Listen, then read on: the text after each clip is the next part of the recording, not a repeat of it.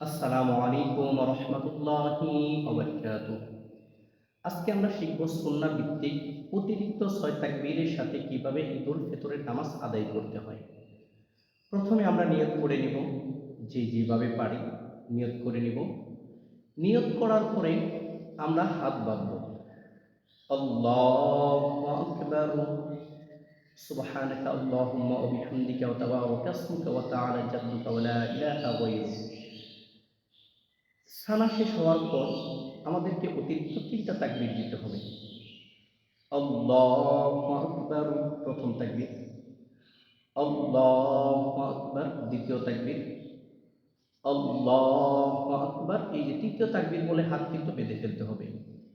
এখন আউযু বিল্লাহ বিসমিল্লাহ সহিত সূরা ফাতিহা পড়তে হবে। সূরা ফাতিহার পর একটা সূরা মিলাতে হবে। সূরা মিলানো শেষ, আমরা রুকু করব, সিজদা করব। দ্বিতীয় রাকাতের জন্য দাঁড়িয়ে যাব।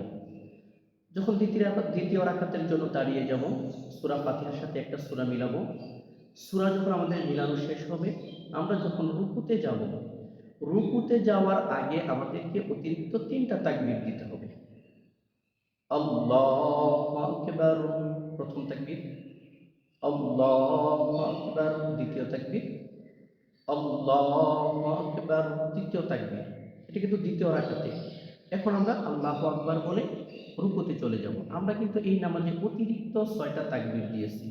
তো ইনশাআল্লাহ তাআলা এরকমভাবে নামাজ আদায় করলে ঈদুল ফিতরের নামাজ আদায় হয়ে যাবে। আসসালামু আলাইকুম ওয়া রাহমাতুল্লাহি ওয়া বারাকাতুহু।